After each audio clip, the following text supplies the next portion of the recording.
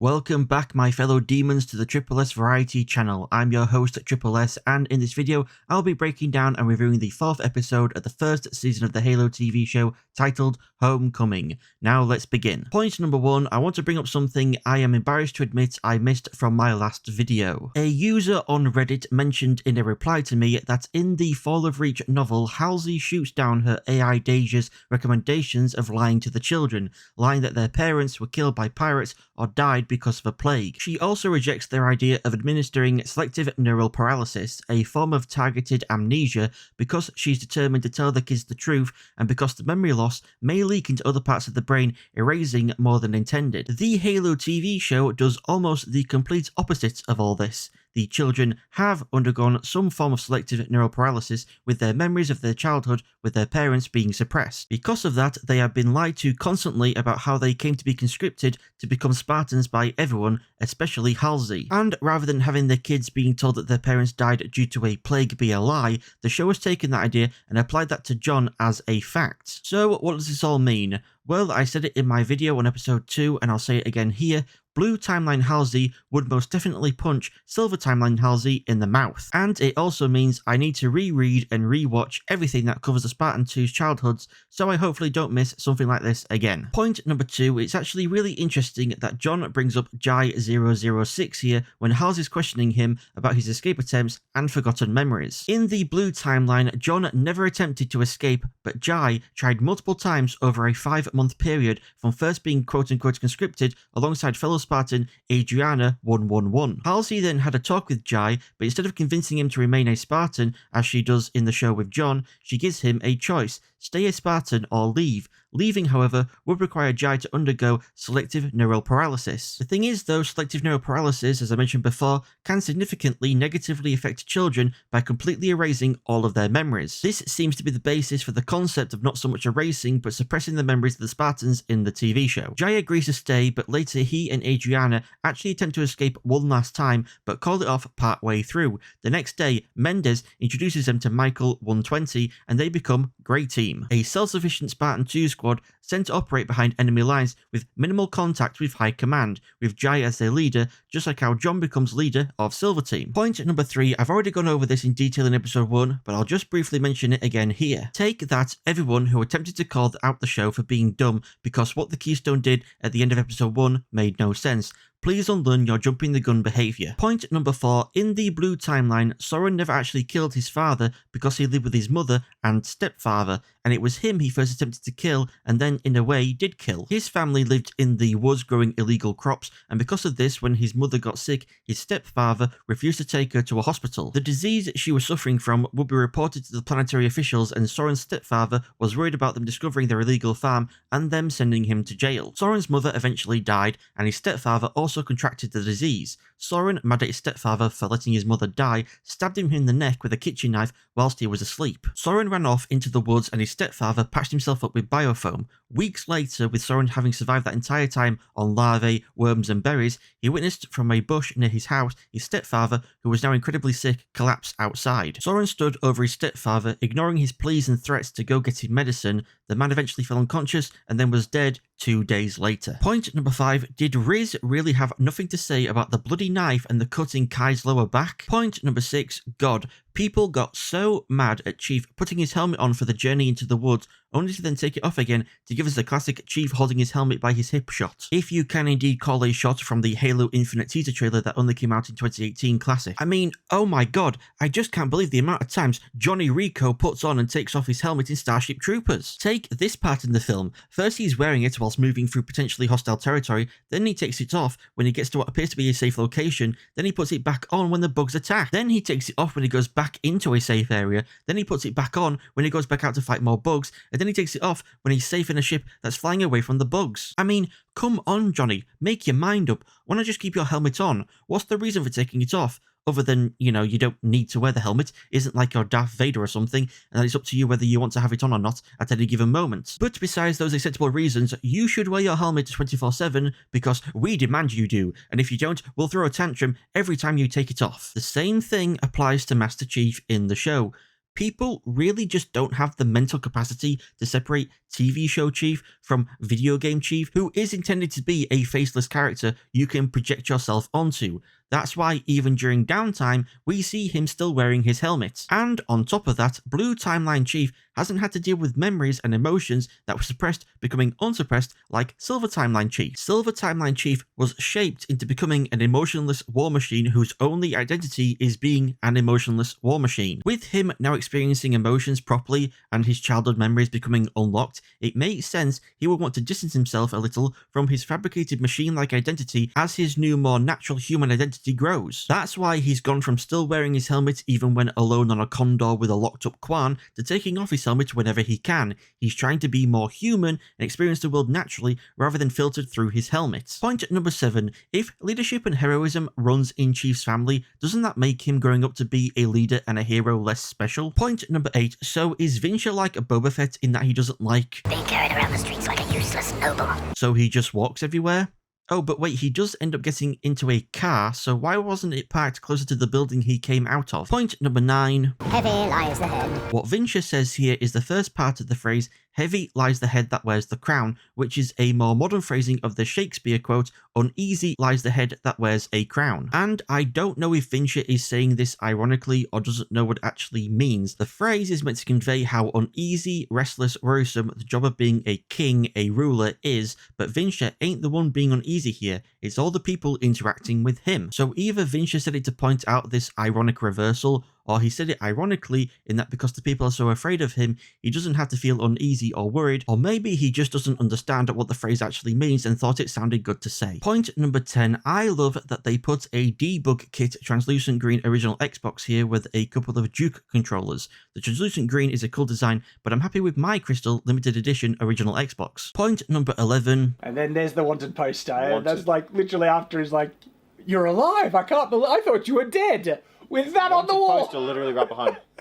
Atu thinking Kwan is dead and there being wanted posters up for her do not in any way contradict each other. Obviously, no one found Kwan's dead body at the heavy water extraction plant because she wasn't dead, she was off-world. Atu doesn't know where she is, and Vinsha doesn't know where she is. Despite there being wanted posters up, Atu believes Kwan must be dead and her body just hasn't been found, because if she was indeed alive, then she would have already sought out people she knew ages ago, which is the exact thing she does in this episode. Vinsha, having again not found her dead body anywhere, has put up wanted posters because even though there is the possibility she might be dead along with everyone else who was at the plant, it's just her body hasn't been found, there is also the possibility she could just be in hiding somewhere, so why not put the posters up? This is such a 1 point in intelligence attempt at criticism from these troglodytes, though at least Bozo has some points in perception for spotting the aforementioned original Xbox. Hey, wait a minute. What's that on the left of that? Oh, it's an Xbox controller. That's an Xbox. Not many points, mind you, but some. Point number 12. Why did John's dad have him bury his drawings? Why not just shred them, or burn them, or eat them? Why did he have to specifically bury them? The only in-universe explanation I can come up with is that they did in fact shred, burn, eat previous drawings, but John would always feel the irresistible urge to draw them again. Until one day they realised that when he'd drawn enough of them, the urge to draw more stopped, so not wanting to destroy them, but also not wanting John to spend his entire time looking at them, they buried them. The meta-explanation is that his drawings being buried rather than destroyed is a metaphor for his memories being buried rather than destroyed, and him digging up his forgotten drawings is him literally digging up his forgotten memories. Those are the only explanations I can think of to explain this weird plot point, but I also asked Reddit if they could think of any of the reasons why the drawings were buried, and their theories might actually be better than mine. Let's look at a few, and you decide. Because the writers of the show suck, it makes no sense. There is no Halo show in Ba Sing Se. Also, I, and probably many others, thought it was John's dog Ellie that his father was forcing him to bury, so it could have just been a lame attempt at tension of making us wonder, is Chief actually going to dig up his dead dog's skeleton? Point number 13, I think we can safely say it's been a few days since Jin Ha was killed and Kwan Ha was taken off Magical. How many days? Well, why don't we say it's been 3 days? Can we agree on that? Good. Then I will say to all those who find it highly convenient that Kwan arrives back on Madrigal on the same day the funeral is being held for her father, that I did the research on Korean funeral traditions that you decided not to. According to Wikipedia, since I can't quote from the actual source as the page doesn't seem to exist anymore, with the decline of class distinction in Korea, the deceased's funeral is now held on the third day after their death and is no longer based on their social status. This could explain why Kwan was so desperate to get back to Madrigal ASAP, because she knew the funeral for her father was going to be held pretty darn soon, and it would be the best chance for her to join the resistance that she believed was taking place. Point number 14. In the novel The Fall of Reach, we see this interaction between Halsey and John, where she gets him to guess which side a flipped coin will land on,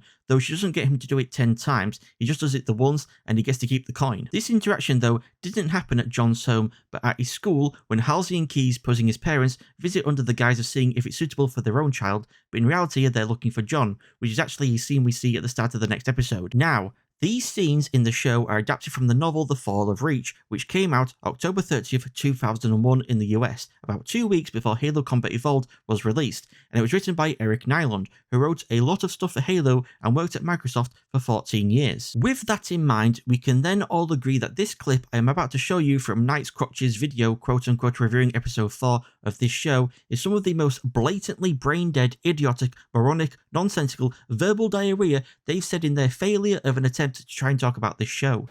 And from what we gather from this episode, there's a fair amount of evidence to suggest that Halsey might have molested Master Chief. She was having a conversation with a child in which she literally says, let's keep it our secret. Yeah. This is rather in line with the sentiments and mentality of the political spectrum of people that are making this thing. First she said, can I see you again? Yeah, they love to have conversations with young children that they don't want mentioned to the parents. Yeah. Parents weren't there. She said, can I see you again? Let's keep this our little secret.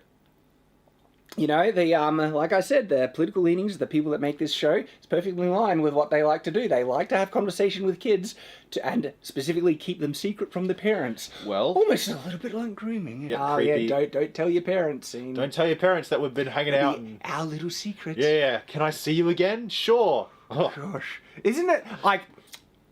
This is kind of like convergent evolution, right? Where people with the same values just naturally express the same kind of sentiments and belief structure where they think it's perfectly fine or they're like, you know, justified to have a conversation with kids. There's definitely an underlying pattern. Yeah, like, underlying pattern there. Yeah. And it just appears in this progressive show. Yes, hello? What are the symptoms of brain damage? Okay, yeah, I think this guy definitely has it then. What you just said is one of the most insanely idiotic things I have ever heard. At no point in your rambling, incoherent response were you even close to anything that could be considered a rational thought. Everyone in this room is now dumber for having listened to it. I award you no points, and may God have mercy on your soul. These neckbeards are the reason I started making these Halo review and breakdown videos, because they have zero idea what they're talking about and they look like absolute imbeciles. Yeah, the Covenant don't believe it's a weapon. Yeah, they don't believe it's a weapon. Yeah. One moment, sir. Accessing the Covenant BattleNet. According to the data in their networks, the ring has some kind of deep religious significance. If I'm analyzing this correctly, they believe that Halo is some kind of weapon. One with vast, unimaginable power. I can and have been doing a better job than them at talking about Halo, and I don't inject my own imaginary issues into the show to hate on it. These losers suffer from such paranoia and possess such an insane victim complex that they've imagined up that the writers of this show seem to have a failure of the children variety and are groomers, all because the show adapted scenes from a book written in 2001 by a beloved Halo writer. World-class shadowboxing champions Shat and Bozo, folks. Pathetic. I'm honestly surprised SAD never threw a tantrum over there being female Spartans who wear armor instead of dresses. Point number 15, Vanek saying the Needler is as close as you can get to Fire and Forget is the reason I refer to it as the Noobler. All you gotta do is aim in the vague direction of an enemy and just hold the trigger down till they explode. So easy, even a baby could use it. Point number 16, while I do agree it is pretty damn stupid that nobody ever at all even thought to ask any of the Spartans if they picked up on any Covenant lingo whilst slaughtering them, it does kind of make sense with how the show characterizes the Spartans and how the people in the show view them. I mean, take Miranda for example.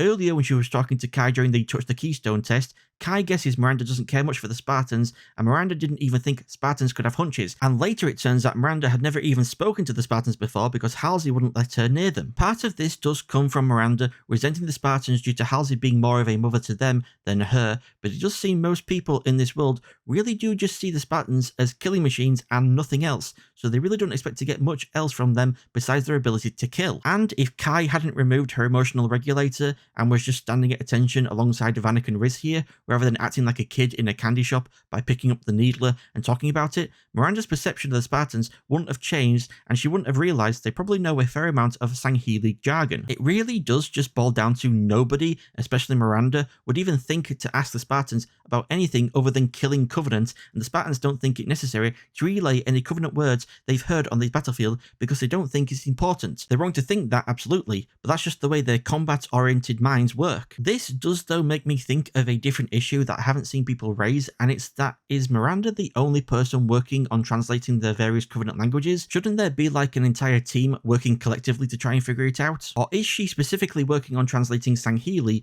and there are other people working on the other languages? Like there's a guy working on Ungoi and a woman working on Kigya? Because yeah, Miranda's never had the chance before now to ask the Spartans directly if they know any elite words, and what with her relationship with her mother, I doubt she'd approach her to ask her if she can get access to the Spartans, even if Halsey would agree to that, which it seems like she wouldn't. And again, due to their relationship, Miranda wouldn't let her mother know of her idea to ask the Spartans about if they know of any Covenant words, because Halsey would just do it herself or assign someone else to do it, so Miranda's been struggling along seemingly on her own to translate whatever she can. If it had been anyone else in charge of translating the alien languages other than Miranda, could they have made significantly more progress in doing so, because the person wouldn't have minded asking Halsey and Halsey might not have minded allowing them access to her Spartans. Point number 17, I love with how deadly the Needler can be. The Spartans assume any Sangheili calling out Quepos is them calling out Needler as a warning to others, just like how in warfare games, especially Call of Duty, as soon as someone notices the enemy has an RPG, they call it out immediately. Point number 18, oh hell yeah, more man-ass. Seethe, homophobes, seethe. Point number 19, so yeah, the whole Spartans being given pets thing and then having to kill them makes everyone think of the movie Kingsman,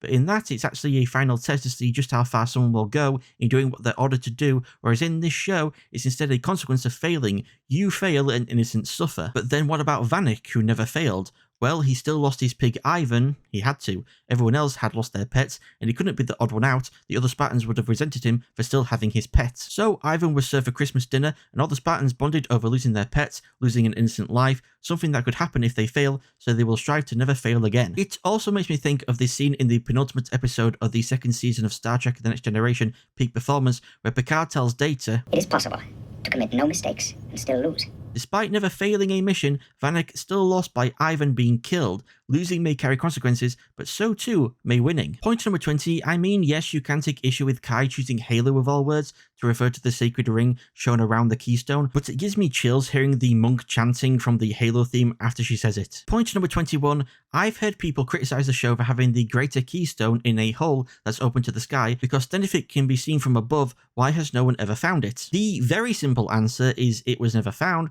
because no one was ever looking for it. Even a child could understand that. All of the attention on Eridanus 2 was directed at the Reach for Life installation, and as we see at the end of the episode, the location of the Greater Keystone is quite a distance from the installation. So far that I'm surprised young John here managed to get to it and back without any issues. Saying it's ridiculous no one ever found this thing that they were never looking for is like saying, hey, when you were baling that hay, did you happen to find a dog hair in there? To round all this off, my most disliked part of the episode goes to Riz apparently not having anything to say about Kai having a hole in her lower back and cleaning the blood off a knife in the bathroom. Is this just normal for you, Riz? And my most liked part of the episode goes to how freely Kai is acting now her emotions aren't being regulated, and her interactions with her sister from another mister, and mother actually, Miranda. Thank you all so much for tuning in to the Triple S Variety channel. Why not leave a comment below pointing out anything I missed but you noticed? I would love to hear from you all. I've been Triple S, you've all been amazing, and I shall see you all in the next video.